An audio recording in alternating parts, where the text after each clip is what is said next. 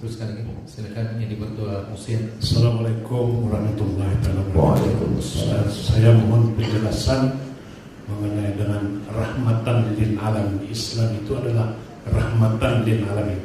Mohon diperjelaskan. Masih. Alam dalam bahasa Arab masih wallah, itu arti alam. Segala selain Allah maka dia alam. Rahmatan lil alamin, Islam ini menjadi rahmat bagi segala. Adakah Islam ini menjadi rahmat bagi kambing?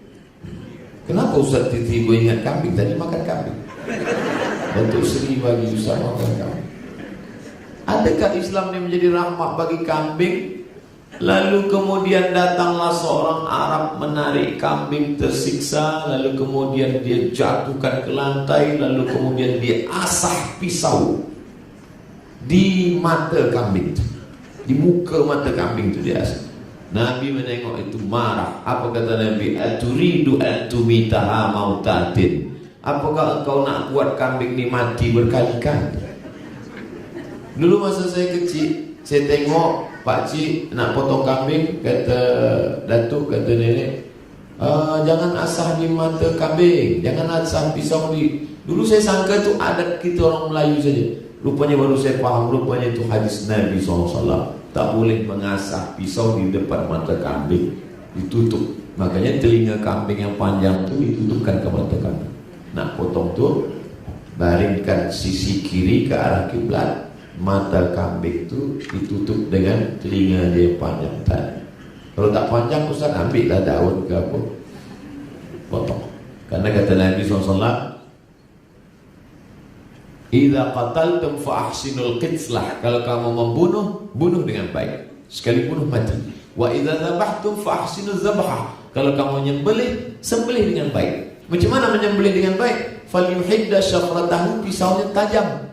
Wal yurih zabihatahu, buat binatang itu mati tenang, jangan dia stres, ketakutan. Maka rahmatan lil alamin, kambing pun dapat rahmat. Adakah semut-semut dalam pokok kayu, kayunya di dalam tanah yang lapuk dapat rahmat? Ya. Karena kata Nabi, la yabulanna ahadukum fil juhri. Jangan kencing di lubang tanah. Di lubang tanah orang kencing tak boleh. Sebab dua. Pertama, lubang tanah masakinul jin, tempat jin. Ini banyak jin mengamuk sekarang. Sebab orang rosakkan tu baca. Yang kedua, bahwa lubang tanah ada di dalam itu hasyarat, serangga, semut-semut. Semut yang dalam lubang tanah dapat rahmat, rahmatan lil alamin. Sekarang saya ditontonkan video-video bagaimana orang menyiksa, membunuh binatang. Ada ditembak otak, ada di dalam Islam tak boleh bunuh binatang. Datang seorang sahabat menghidupkan api di sarang semut. Dihidupkan. Nabi menengok, Nabi marah. Kata Nabi, la yu'adzibu bin nar ila rabbun nar. Tak boleh menyiksa dengan api kecuali Rabb, pemilik api, Allah Subhanahu wa taala. Adapun bila dia mengganggu, boleh bunuh, sekali pukul mati. Uqtulul aswadaini fi shalah, bunuhlah dua yang hitam walaupun kau sedang sembahyang. Allahu akbar. Nampak dua yang hitam, bunuh. Dua yang hitam itu ular dengan kala. Handphone tak? Sebab saya dulu di Maghrib ada sembahyang, berbunyi handphone, dia mati. Lepas sembahyang kawan tanya, kenapa awak matikan handphone? Bunuhlah dua yang hitam walaupun sembahyang. Wah, ini tak betul. Ini kias ma'al farik. Tak boleh dikiaskan binatang dengan handphone. Sebelum sembahyang tu matikan dulu, bukan sedang sembahyang. Saya tak cerita tentang manusia. Kalau kepada binatang begitu rahmatnya, apalagi kepada manusia. Satajiduna rijalan fis sawami. Khutbah Nabi masa melepas tentera ke Mu'tah. Ada satu kawasan namanya Mu'tah. Nanti kamu akan merebut Mu'tah. Satajiduna rijalan fis sawami. Kamu akan berjumpa dengan orang-orang yang di temple, church, padri. pendeta. La ta'ridu lahum, jangan ganggu mereka. La taqtulu sabiyan murti'a, jangan bunuh budak kecil. Wala syaikhan faniya, jangan bunuh orang tua renta. La tahdimu buyutan, jangan rusak, jangan rosakkan rumah. La taqta'unna syajaratan, jangan cabut pokok kayu. La taqiranna nakhlan, jangan potong pokok korma, karena korma makan mereka. Mana akhlak ini? Oleh sebab itu, seorang perempuan bernama yang menulis buku History of God, kemudian dia tulis bestseller, dia tulis buku satu lagi History of Prophet Muhammad. Di situ dia sebutkan Karen Armstrong. Di situ dia ceritakan bagaimana dulu ketika mereka merebut Palestina, Baitul Maqdis, seorang penguasa non-Muslim berjalan di atas sungai Dar. Dia sembelih manusia sampai kudanya boleh berenang dalam lautan Dar. Tapi manakala Islam mengambil kekuasaan Palestina dengan aman dan damai, kunci pintu Palestina diserahkan kepada Sayyidina Umar ibn al-Khattab. Saya tak nak bagi kunci Palestina kecuali langsung kepada Umar bin Khattab. Bila orang lain saya tak nak. Sebab dia nak tengok Umar tu macam mana. Dia sangka Umar bin Khattab akan datang dengan baju sutra, dengan baju emas, dengan... Tiba-tiba dia tengok dari kejauhan ada dua orang naik unta. Dua orang, satu di bawah, satu di atas. Sudah dekat, dia tak tahu yang mana Umar bin Khattab. Sedang Umar dengan hamba sahaya dia berganti-gantian. Bila aku letih, aku di atas, engkau di bawah. Ya, kita berganti. Dah dekat ke pintu Palestina, kebetulan masa itu giliran Umar di bawah, budaknya di atas. Terkejutlah sang pemegang kunci Palestina. Inikah Umar bin Khattab itu? Ya. Ternyata mereka dimuliakan, dihormati bukan kerana yang lain-lain, tapi kerana ada rasa takutnya dalam hati kepada Allah. Ada rasa takutnya dalam hati kepada Allah. Rasa takut itulah yang membuat musuh itu takut, getar. Nuzi'tu birrahbi, nusirtu birrahbi masirata syahrin, kata Nabi. Aku diberikan Allah pertolongan, musuhku takut dalam perjalanan sebulan. Sebulan lagi Nabi belum sampai, musuh sudah ada rasa takut. Itu juga yang dialami Umar bin Khattab. Sebulan lagi Umar nak sampai, musuh sudah takut. Tapi saya cakap dia, musuh saya tak takut. Allahuakbar. Baik, kita buka satu saja lagi kepada golongan Hawa. Bismillahirrahmanirrahim. Assalamualaikum warahmatullahi wabarakatuh. Waalaikumsalam. Saya Wahidatul Husna binti Zuldin, pensyarah dari Universiti Malaysia Sabah.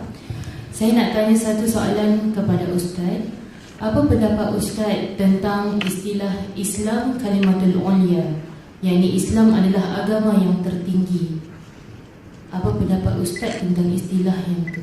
Terima kasih.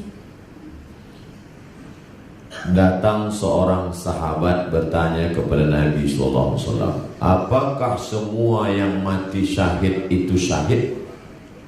Apakah semua orang yang mati berdarah-darah, mati syahid itu syahid masuk surga? Kata Nabi, siapa yang berjuang litakuna kalimatullahi hiyal ulya, itu kalimat itu. Yang mati syahid itu hanya kalau dia berjuang kalimatullah hiyal ulya, kalimat Allah tinggi, kalimat selain Allah rendah. Agama Allah tinggi, selain agama Allah rendah. Kalimat mengatakan kalimatullah hiyal ulya dari sunnah, dari hadis Nabi, bukan dibuat oleh ulama. Saya nak jelaskan mana yang dibuat ulama, mana yang dari hadis. Contoh, solat tahiyatul masjid itu bukan dari Nabi, itu sah, ulama buat. Nabi hanya mengatakan, idza dakhala ahadukumul masjid, bila kamu masuk masjid, fala yajlis, jangan duduk, hatta yusalli rak'ataini, sampai salat 2 rakaat. Tapi Nabi tak ada sebut tahiyatul masjid. Datang ulama bagi nama. Apa nama dia? Tahiyatul masjid. Sebab bila tak kita bagi nama, kita susah jawab. Ustaz sembahyang apa tadi? Saya sembahyang apabila kamu masuk masjid jangan duduk kecuali 2 rakaat. Saya nak bagi tahu ini Quran, ini hadis, ini ulama. Puan pensarang kata litakuna kalimatullah yal ulya, itu bukan ulama, tapi Nabi menyebut. Apa maknanya? Bahwa yang paling tinggi, segala yang tinggi adalah segala yang dikaitkan kepada Allah. Abdun, hamba, budak, sahaya, rendah. Tapi bila hamba itu dilekatkan dengan Allah, maka naik derajat dia. Abdullah, Abdullah, Abdurrahman, Abdul Ghafur, Abdul Somad. Nah, bait, rumah. Kita semua punya rumah. Rumah biasa saja. Tapi manakala rumah itu disandingkan dengan Allah, maka dia paling tinggi. Baitullah, Abdullah, utusan. Kamu siapa? Saya utusan dari pengetua kampung. Utusan. Tapi manakala utusan itu disandingkan dengan Allah, maka dia tinggi. Rasulullah, Baitullah, Abdullah, Rasulullah. Lalu kemudian kita ini disebut dengan Ibnu Amatillah. Kita anak dari hamba Allah, budak sahaya. Kalau saya punya sahaya, punya budak, dia bekerja, maka hasil kerja dia bukan punya dia, tapi punya saya. Budak, kau pergi bekerja di kebun, gaji engkau punya aku. Budak saya tadi punya anak, anak dia punya saya, boleh saya jual. Maknanya apa? Kalau sudah menghambakan diri pada Allah, kita tak punya apa-apa. Harta kita, nyawa kita punya Allah. Allah dah beli. Innallaha ashtara minal mu'minina anfusahum wa amwalahum. Allah sudah memberi diri kita dan harta kita sudah pernah dibeli Allah. Dengan apa Allah membeli? Bi anna lahumul jannah, dengan surga. Aku beli dirimu dengan hartamu, aku bagi engkau surga. Barang yang sudah dijual tak boleh dijual 2 kali. Milik Allah SWT. Maka makna litakuna kalimatullah yang ulya, Allah segala. Jadi kalau masih lagi mengedepankan yang lebih diutamakan adalah diri kita, kuasa kita, harta kita, belum lagi sampai pada makna litakuna kalimatullah yang ulya, Allah. Generasi inilah yang kita tanamkan dalam pikiran mereka, dalam akal mereka. Berjuanglah engkau. Kadang ada manusia dia berpikiran simple, sederhana saja. Nanti bila engkau dah besar, kau kerja, makan, nikah, rumah, kereta, dah. Apa beza dengan kucing? Coba kita tengok Muhammad Al-Fatih, masa ayah dia memandikan dia dari tepi sungai. Apa kata ayah Muhammad Al-Fatih? Nah, itu di seberang sungai sana, seberang lautan sana, itu namanya benteng tembok Konstantinopel. Nanti kau akan rebut itu. Itu yang terakam di dalam kepala Muhammad Al-Fatih.